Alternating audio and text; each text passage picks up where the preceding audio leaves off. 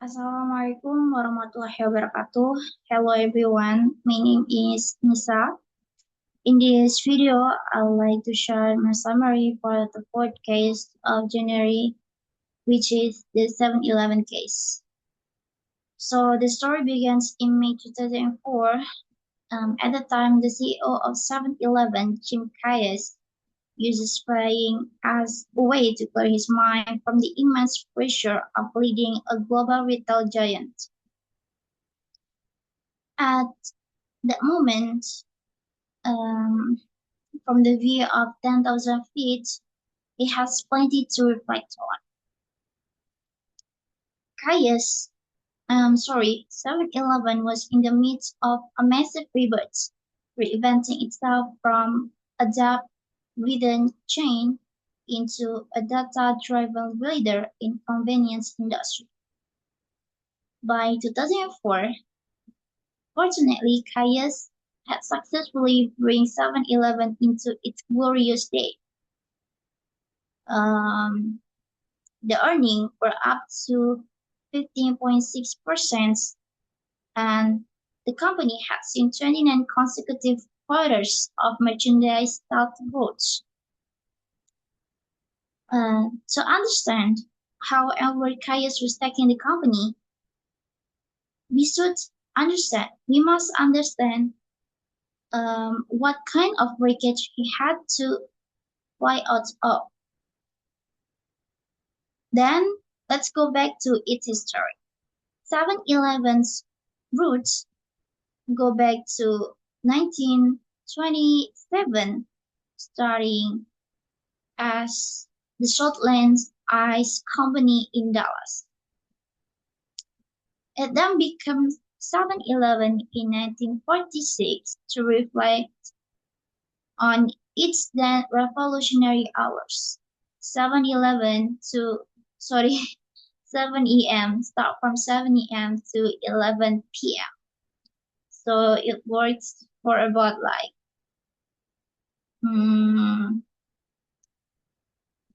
15 hours then, yeah, but that long.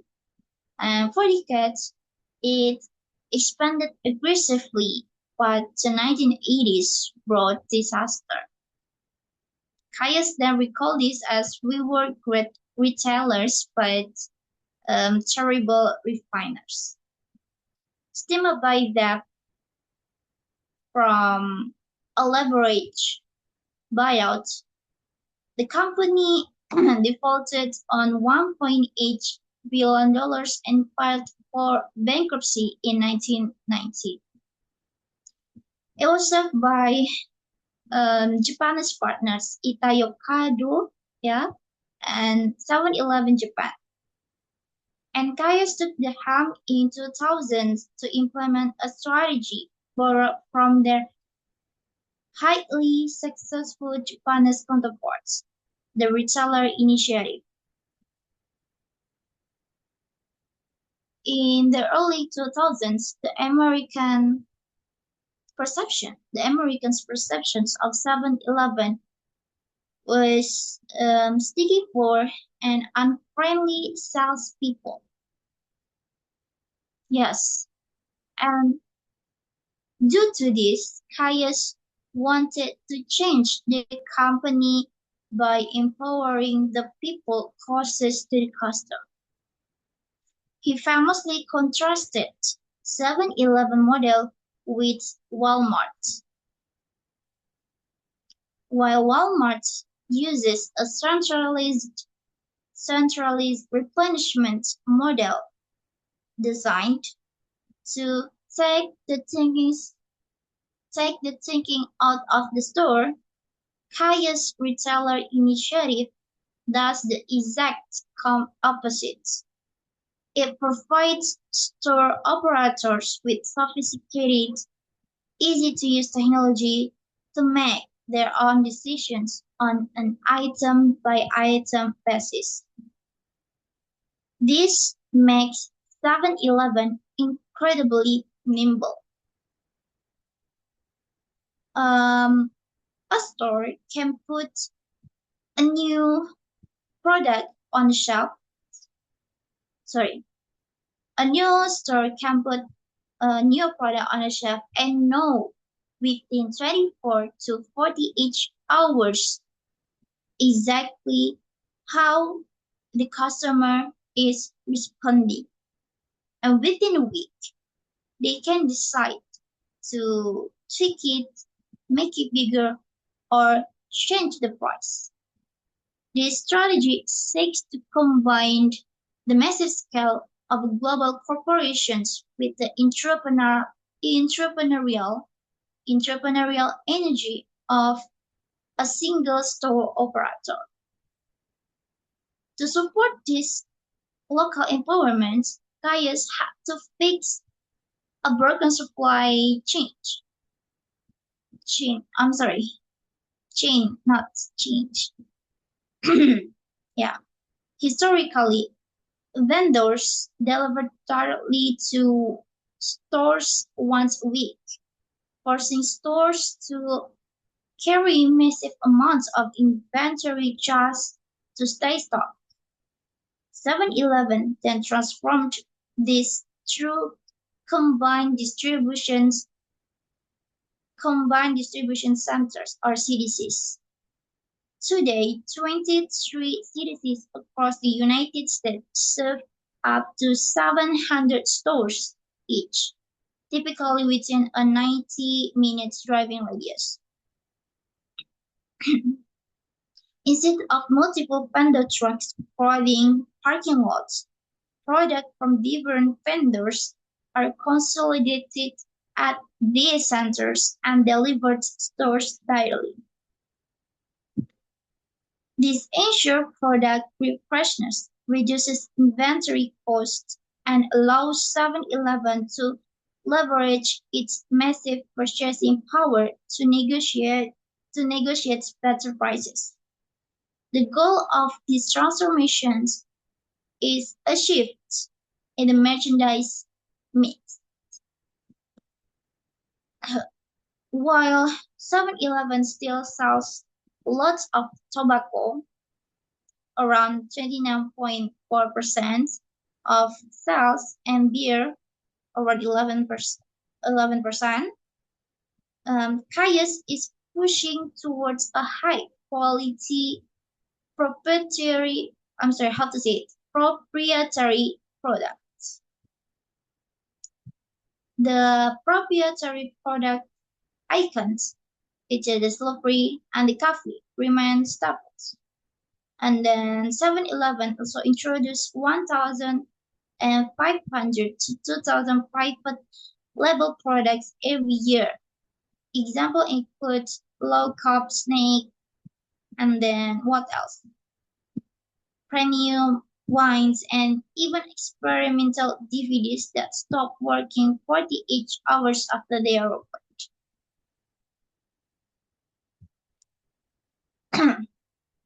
Despite the the technological and logistical wins, Caius admit that people management remain an ongoing challenge. 7-Eleven faces workforce turnover rates of over 100%, which is common in the industry, but still a major hurdle for a strategy that requires retailers, not just hourly workers. There's also frictions with the what is it? There's a friction with the 3,300 franchises. Many are resistant to the new technology and unhappy with the gross profit split with the gross profit split. Currently, 52% to the corporations and 48% to the franchises. And to address this, Caius introduced a new agreement, that moving forward to 50-50%. but with stricter requirement for franchises to use corporate systems and recommended vendors, of course. They have to strict it, not only just to fulfill each franchisee, how is it, wishes, yeah, I mean wishes, yeah. There's a consequence here, yeah, of course, and I agree with um, Kaya's take for that.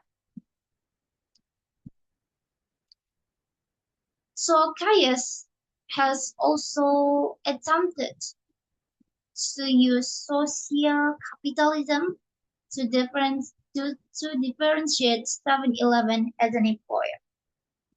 He founded the Education is Freedom Foundation to provide scholarships for employees and their children, reinforcing the idea that 7-Eleven is a place where anyone can achieve the American dream. As the speech draws to a close, we look forward to 7-Eleven's expansion. The company is stating high traffic corners to competitors and moving into unconventional urban locations, airports, and international markets like Beijing. In Japan, the brand is already a massive success with over 1,000 stores known for selling high quality fresh food like sushi. This is um how to say it, such a bold move because as you know sushi is a fresh food can um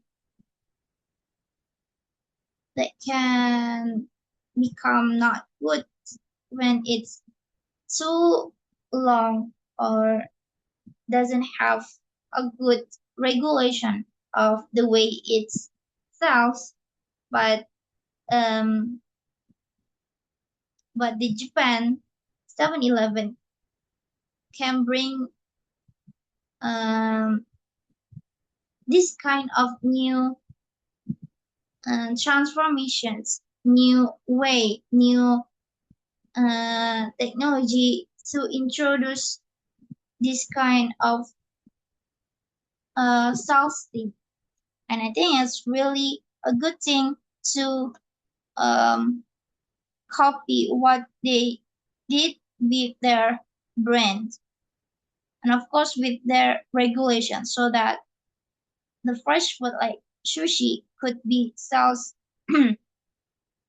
um, within strict hours because it's fresh food right. And yeah, continue with 7-Eleven. Um, though 7-Eleven has lots still already, oh, so, I'm sorry. I mean, though 7-Eleven already taking the success, Caius remains vigilant about the thoughts off in the distance. There are two things about this. The first one was supplier resistance. Giants like Coca-Cola and Pepsi are fighting the CDC model because they don't want to give up control of their in-store shelf space. And the second one is economic volatility. Rising gasoline prices can squeeze margins, and increasing minimum wages threatened to high labor costs, which already account for 42% of gross profits in the industry. And this is how Caius taking the company at that time. Tim Caius' journey with 7-Eleven, his journey with 7-Eleven is a story of perpetual learning. He has taken an icon that was once left for dead in a bankruptcy court and transformed it into a technology-led retail powerhouse. As he plies his plan, he sees much blue sky ahead, but he knows that the transformation is never truly complete. It requires constant adjustments, innovations, and relentless focus on the customers. And that's how a businessman could succeed in their career. Not only for businessmen. You want to be an example for others. If you want to success in your career, then you need that kind of strategy, just like Caius. Constant adjustments, innovations, and relentless focus. You need three of that. And for my case, I still have lots of way to achieve that by slowly but sure. If you want to focus, then if you want to success, you need to focus on your goal. And those three keys would bring you and me toward that success, inshallah. And I think that's all for today. Thank you for watching my video, and wassalamualaikum warahmatullahi wabarakatuh.